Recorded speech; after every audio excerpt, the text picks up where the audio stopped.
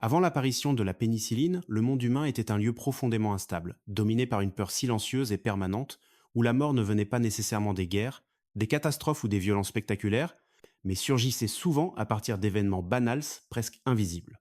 Une simple égratignure sur la peau, une coupure mineure lors d'un travail quotidien, une dent infectée ou un accouchement apparemment normal pouvaient, en quelques jours seulement, se transformer en une condamnation irréversible. À cette époque, vivre signifiait accepter que le corps humain était fragile face à des ennemis invisibles et que la médecine, malgré ses progrès apparents, demeurait largement impuissante. Les hôpitaux du début du XXe siècle n'étaient pas les lieux de sécurité et de guérison que nous connaissons aujourd'hui. Ils étaient souvent associés à l'odeur persistante des antiseptiques, aux cris étouffés de patients souffrants et à une atmosphère de résignation. Les médecins savaient recoudre une plaie, amputer un membre ou retirer une tumeur, mais une fois que l'infection pénétrait dans le sang, leurs options se réduisaient à l'observation et à l'attente. La septicémie avançait rapidement, incontrôlable, et la frontière entre une blessure mineure et la mort était dangereusement mince. Les enfants étaient parmi les plus vulnérables. Des maladies aujourd'hui considérées comme bénignes, telles que la pneumonie ou certaines fièvres bactériennes, emportaient des milliers de vies chaque année. Les parents vivaient avec l'angoisse constante qu'un simple rhume dégénère, que la fièvre ne redescende jamais, et que la médecine ne puisse offrir autre chose que du repos, des compresses et de l'espoir. Pour de nombreuses familles, la perte d'un enfant n'était pas une tragédie exceptionnelle, mais une possibilité toujours présente. Pour les femmes, l'accouchement représentait un risque majeur. L'infection postpartum, fréquente et mal comprise, transformait ce moment de vie en une épreuve mortelle. Beaucoup survivaient à la naissance de leur enfant, mais mouraient quelques jours plus tard, victimes d'une fièvre incontrôlable que personne ne savait arrêter. Chaque grossesse portait ainsi une ombre, et chaque naissance était accompagnée d'une crainte silencieuse. Sur les champs de bataille, cette réalité était encore plus cruelle. Des soldats survivaient aux balles et aux explosions, pour ensuite mourir lentement à cause d'infections provoquées par des éclats d'obus, de la boue contaminée ou des bandages sales. Les médecins militaires voyaient des hommes arriver conscients, parfois même capables de parler, puis décliner rapidement, non pas à cause de la blessure elle-même, mais à cause des bactéries qui envahissaient leur corps sans opposition réelle. Les antiseptiques chimiques existaient déjà, mais ils représentaient une arme à double tranchant. Ils pouvaient tuer les bactéries, mais ils endommageaient également les tissus humains, ralentissant la guérison et aggravant parfois l'état du patient. La médecine se trouvait dans une impasse, consciente du problème, mais incapable de trouver une solution qui distingue clairement l'ennemi du corps qu'elle cherchait à sauver. Ainsi, le monde d'avant la pénicilline était un monde où la science avançait, mais où l'humanité restait vulnérable face à ses adversaires les plus anciens. Les bactéries régnaient sans partage, invisibles et omniprésentes, et chaque jour rappelait que la survie humaine dépendait encore largement du hasard. C'est dans cette atmosphère de fragilité, de peur et d'urgence silencieuse qu'une découverte inattendue allait bientôt apparaître, non pas comme le fruit d'un plan soigneusement élaboré, mais comme une réponse née d'un regard attentif posé sur une anomalie que d'autres auraient ignorée. Alexander Fleming ne correspondait en rien à l'image classique du savant méthodique, impeccablement organisé, évoluant dans un laboratoire parfaitement ordonné. Ceux qui entraient pour la première fois dans son espace de travail étaient souvent surpris, parfois même choqués, par le désordre apparent qui y régnait. Des boîtes de pétri empilées sans logique évidente, des tubes à essai oubliés sur les paillasses, des notes griffonnées à la hâte et laissées inachevées donnaient l'impression d'un esprit dispersé, presque négligent.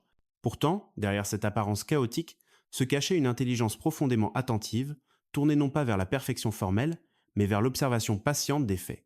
Alexander Fleming était un homme discret, peu enclin aux démonstrations spectaculaires ou aux proclamations ambitieuses. Il parlait peu, travaillait beaucoup, et se méfiait des certitudes trop rapides. Là où certains de ses collègues cherchaient à confirmer des hypothèses préexistantes, Fleming préférait regarder ce qui se produisait réellement sous ses yeux, même lorsque cela contredisait les attentes. Cette attitude, souvent perçue comme un manque de discipline, allait devenir l'un de ses plus grands atouts. Son expérience pendant la Première Guerre mondiale avait profondément marqué sa vision de la médecine. En tant que médecin militaire, il avait vu des soldats survivre à des blessures graves, puis mourir quelques jours plus tard à cause d'infections incontrôlables. Ces morts n'étaient pas héroïques, ni rapides, mais lentes et frustrantes, car elles survenaient après que le danger immédiat avait été surmonté. Fleming observait avec amertume que les antiseptiques disponibles, bien qu'efficaces pour tuer les bactéries en laboratoire, se révélaient souvent destructeurs pour les tissus humains. Ils brûlaient, endommageaient et affaiblissaient les défenses naturelles du corps, laissant parfois le patient dans un état pire qu'auparavant. Cette contradiction obsédait Fleming. Il comprenait que la médecine disposait d'outils puissants mais mal ciblés, incapables de faire la distinction entre l'ennemi et l'organisme qu'ils étaient censés protéger. Dans son esprit, la solution ne pouvait pas être une substance plus agressive, mais au contraire quelque chose de plus subtil, capable d'attaquer les bactéries sans nuire au corps humain. Cette idée n'était pas encore formulée clairement, mais elle guidait silencieusement ses recherches. Contrairement à beaucoup de scientifiques de son époque, Fleming n'était pas pressé de publier ni de revendiquer des découvertes. Il acceptait l'incertitude comme une étape nécessaire du travail scientifique. Lorsqu'une expérience ne produisait pas le résultat attendu, il ne la rejetait pas immédiatement comme un échec. Il s'attardait, observait les détails, notait les anomalies, convaincu que les phénomènes les plus importants se cachaient parfois là où personne ne pensait regarder. C'est précisément cette disposition d'esprit, faite de patience, de curiosité et d'attention aux imperfections, qui préparait Fleming à reconnaître l'importance d'un événement que d'autres auraient considéré comme insignifiant. Sans le savoir encore, son désordre apparent, son refus de la rigidité et sa capacité à tolérer l'inachevé allaient le placer au bon endroit, au bon moment, face à une découverte capable de transformer à jamais l'histoire de la médecine. Le moment décisif ne se produisit pas lors d'une expérience soigneusement planifiée, ni au terme d'un raisonnement théorique longuement élaboré, mais au retour d'une absence banale, dans le calme trompeur d'un laboratoire redevenu familier. À la fin de l'été de l'année 1928, Alexander Fleming reprit son travail quotidien après quelques semaines loin de ses paillasses. Comme souvent, il retrouva un espace encombré de boîtes de pétri, certaines encore intactes, d'autres manifestement contaminées par des moisissures, conséquence ordinaire d'un environnement où l'on manipulait des bactéries vivantes. Pour la plupart des chercheurs, une culture contaminée représentait un déchet sans valeur, quelque chose à éliminer rapidement afin de reprendre un travail jugé sérieux. Fleming, lui, s'apprêtait d'abord à suivre ce réflexe jusqu'à ce qu'un détail retienne son attention. Sur l'une des boîtes qu'il examinait se développait une moisissure d'une teinte verdâtre, commune et en apparence insignifiante. Ce qui était inhabituel ne se trouvait pas dans la présence du champignon, mais dans ce qui l'entourait. Tout autour de la colonie de moisissure apparaissait une zone parfaitement claire, un espace vide où les bactéries qu'il avait volontairement cultivées semblaient avoir disparu. Fleming ne se contenta pas d'un regard rapide. Il s'arrêta, inclina la boîte sous la lumière, observa de nouveau. Les bactéries prospéraient partout ailleurs, mais autour de la moisissure, elles étaient absentes, comme repoussées par une force invisible. Cette observation ne correspondait à rien de connu. Les bactéries ne disparaissaient pas spontanément, et encore moins de manière aussi nette et localisée. Là où beaucoup auraient parlé de hasard ou d'erreur expérimentale, Fleming sentit naître une question. Plutôt que de jeter la boîte, il la conserva. Il répéta l'observation, nota les contours précis de la zone claire, et commença à soupçonner que la moisissure produisait une substance capable d'inhiber la croissance bactérienne. Cette hypothèse était audacieuse pour l'époque, car elle suggérait l'existence d'un agent naturel capable de tuer des bactéries sans intervention chimique agressive. Fleming comprenait cependant qu'une observation, aussi frappante soit-elle, ne suffisait pas. Il fallait vérifier, comparer, reproduire. Il préleva délicatement un fragment de la moisissure et l'introduisit dans de nouvelles cultures. Jour après jour, le même phénomène se reproduisit. À chaque fois que la moisissure se développait, les bactéries voisines disparaissaient. Ce n'était ni une illusion ni un accident isolé. Quelque chose agissait, silencieusement mais efficacement, et cette action semblait remarquablement ciblée. Fleming identifia la moisissure comme appartenant au genre Penicillium. Il donna le nom de pénicilline à la substance responsable de l'effet observé, sans encore mesurer l'ampleur de ce qu'il venait de nommer. À ce stade, il ne parlait pas de médicaments ni de remèdes universels. Il parlait d'un phénomène biologique intrigant, d'un indice montrant que la nature possédait peut être des armes que la médecine n'avait pas encore appris à utiliser. Ce moment, apparemment modeste, constituait pourtant une rupture. Il montrait que la destruction des bactéries ne devait pas nécessairement passer par la violence chimique, mais pouvait résulter d'un équilibre subtil entre organismes. Tout reposait sur un choix simple mais décisif, celui de ne pas détourner le regard, de ne pas effacer une anomalie, et d'accepter que le désordre puisse parfois révéler une vérité cachée. Malgré la clarté de l'observation et la nouveauté indéniable du phénomène, la découverte de la pénicilline n'entra pas immédiatement dans l'histoire comme une révolution. Après avoir décrit ses résultats et publié ses conclusions à la fin des années 1920, Fleming constata que l'écho suscité par son travail restait faible, presque imperceptible. Le monde scientifique accueillit ses observations avec une curiosité polie, mais sans véritable engagement. La pénicilline était perçue comme une substance intéressante sur le plan théorique, mais peu prometteuse sur le plan pratique, car entre l'effet observé dans une boîte de pétri et l'utilisation chez l'être humain s'étendait un gouffre technique que personne ne savait alors comment franchir. Le principal obstacle résidait dans la nature même de la pénicilline. La substance était instable, fragile, difficile à isoler et presque impossible à produire en quantité suffisante. Fleming parvint à démontrer son efficacité contre certaines bactéries en laboratoire, mais il se heurta rapidement à des limites matérielles et méthodologiques. La pénicilline se dégradait facilement, perdait sa puissance et résistait aux tentatives de purification. Sans moyens industriels, sans équipe spécialisée en chimie avancée, il lui était impossible d'aller plus loin. Conscient de ces difficultés, Fleming adopta une attitude prudente. Il n'exagérait pas la portée de sa découverte et mettait en garde contre des attentes irréalistes. Cette modestie scientifique, qui témoignait de son honnêteté intellectuelle, contribua paradoxalement à l'oubli progressif de la pénicilline. Dans un monde scientifique avide de résultats immédiats et applicables, une découverte prometteuse mais techniquement inexploitable risquait rapidement d'être reléguée au second plan. Ainsi s'ouvrit une période troublante, souvent qualifiée plus tard de décennie perdue. Pendant près de 10 années, la pénicilline exista dans la littérature scientifique, connue mais inutilisée, décrite mais inatteignable. Pendant ce temps, les hôpitaux continuaient de voir mourir des patients de septicémie, de pneumonie bactérienne, d'infections post-opératoires, exactement comme avant. Les progrès de la chirurgie rendaient certaines interventions possibles, mais l'absence d'un traitement efficace contre les infections annulait trop souvent ces avancées. Cette situation conférait à la découverte de Fleming une dimension presque tragique.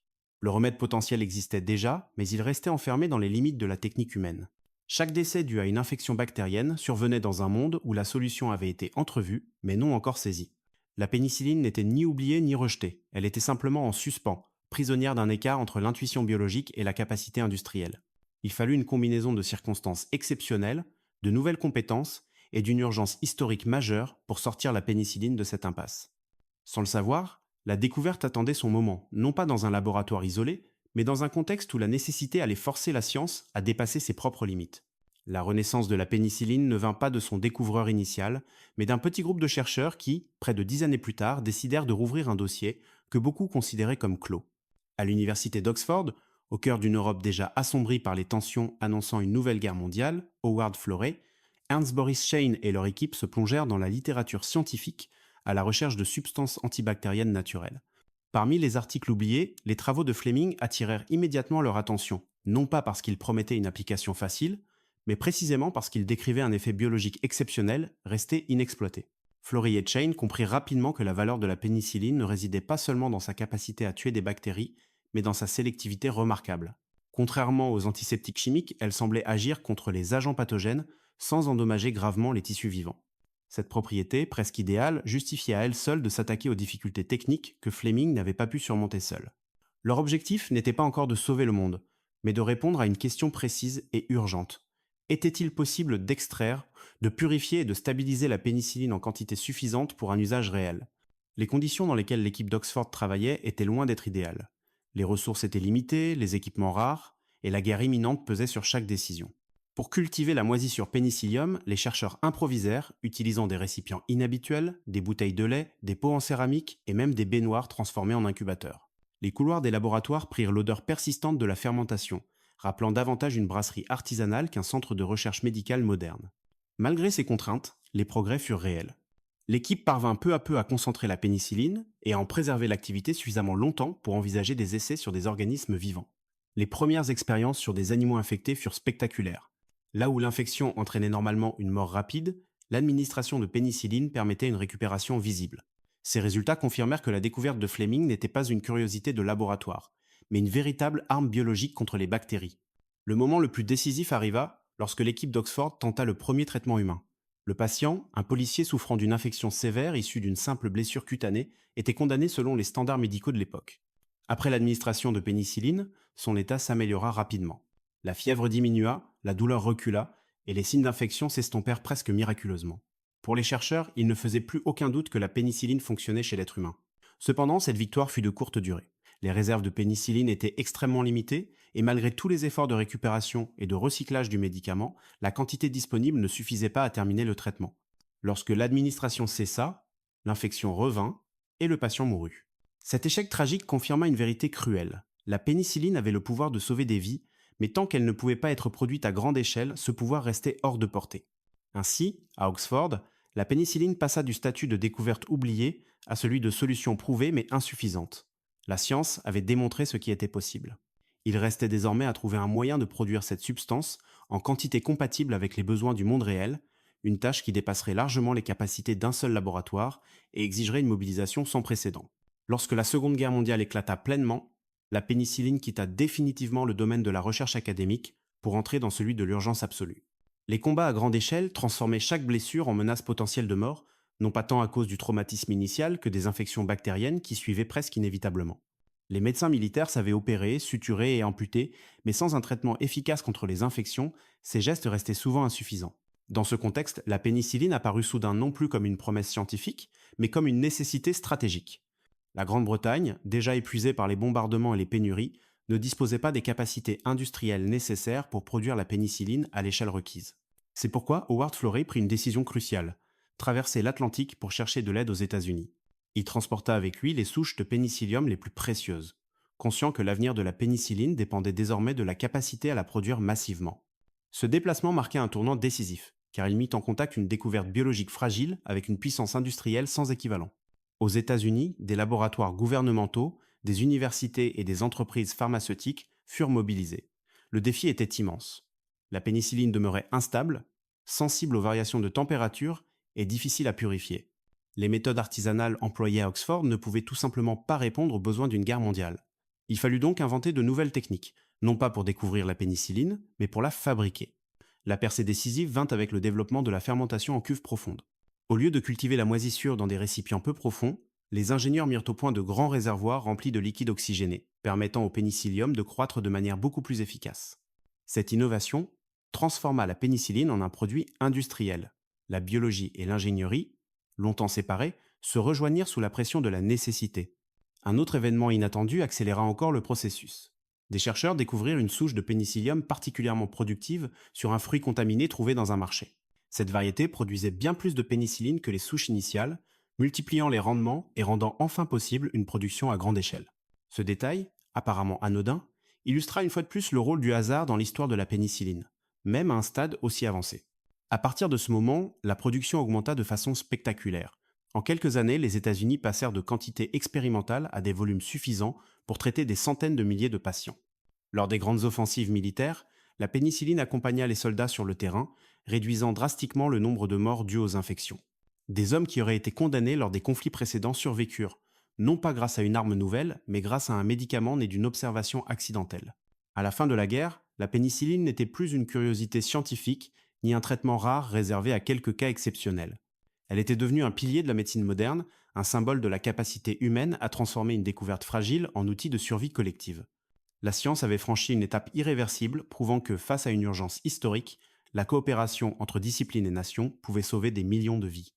Lorsque la guerre prit fin, la pénicilline ne retourna pas dans l'ombre des laboratoires. Au contraire, elle entra dans la vie civile avec une force comparable à une révolution silencieuse. Les hôpitaux, autrefois lieux d'attente et de résignation, commencèrent à voir des guérisons qui auraient semblé impossibles quelques années plus tôt. Des patients atteints de pneumonie bactérienne, d'infections sanguines ou de complications post-opératoires se rétablissaient en quelques jours là où l'on s'attendait auparavant à une issue fatale. La médecine changeait de nature, passant d'un art souvent défensif à une discipline capable d'attaquer directement ses ennemis les plus anciens. Les conséquences furent immenses. La chirurgie devint plus audacieuse, car le risque d'infection pouvait enfin être maîtrisé. Des interventions autrefois jugées trop dangereuses furent tentées avec succès. La mortalité infantile chuta, les accouchements devinrent plus sûrs, et l'espérance de vie commença à augmenter de manière significative dans de nombreux pays. La pénicilline ne se contenta pas de sauver des vies individuelles, elle redessina les frontières mêmes de ce que la médecine jugeait possible. En reconnaissance de cette transformation, Alexander Fleming, Howard Florey et Ernst Boris Chain reçurent le prix Nobel de physiologie ou médecine au milieu du XXe siècle. Pourtant, même au moment de cet hommage, Fleming resta fidèle à sa prudence intellectuelle. Lors de ses prises de parole, il exprima une inquiétude qui surprit certains auditeurs, car au lieu de célébrer sans réserve la victoire, il mit en garde contre un danger futur. Il expliqua que l'utilisation imprudente des antibiotiques risquait de permettre aux bactéries de s'adapter, d'évoluer et de devenir résistantes. Selon lui, le miracle pouvait s'éroder si l'humanité oubliait la responsabilité qui accompagnait un tel pouvoir. Avec le recul, cette mise en garde apparaît presque prophétique. La pénicilline ouvrit la voie à toute une famille d'antibiotiques, chacun apportant des solutions nouvelles, mais aussi de nouveaux défis. La relation entre l'être humain et les bactéries ne fut pas annulée, mais transformée en une course permanente entre innovation médicale et adaptation biologique. Ce constat n'enlève rien à l'importance historique de la pénicilline, mais il rappelle que même les plus grandes découvertes ne sont jamais des fins définitives. L'héritage de la pénicilline dépasse cependant les questions médicales. Il réside aussi dans la leçon qu'elle offre sur la nature même de la découverte scientifique. Rien, dans le parcours de Fleming, n'indiquait qu'il allait changer le destin de l'humanité. Il n'avait ni plan grandiose, ni projet industriel. Il possédait seulement une qualité rare, celle de prêter attention à ce que d'autres auraient éliminé sans y penser.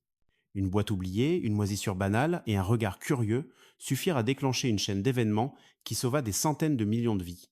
Cette histoire rappelle que le progrès ne naît pas toujours de la perfection, mais souvent de l'imperfection observée avec honnêteté. Elle montre que les découvertes majeures sont fréquemment collectives, dépendantes de mains multiples, de contextes historiques précis et d'une volonté de poursuivre une intuition au-delà des obstacles techniques. La pénicilline n'est pas seulement un médicament, elle est le symbole de ce que l'attention, la patience et l'humilité peuvent produire lorsqu'elles rencontrent le hasard. Aujourd'hui encore, chaque fois qu'une infection est soignée efficacement, chaque fois qu'une opération se déroule sans complications bactériennes, nous vivons dans l'ombre de cette découverte accidentelle. La pénicilline continue de rappeler que la science avance rarement en ligne droite, et que parfois, un simple moment d'observation peut suffire à changer le cours de l'histoire humaine. Merci d'avoir suivi cette histoire jusqu'à la fin, et dites-nous ce que vous pensez de cette invention accidentelle et de son impact sur notre monde en laissant votre commentaire.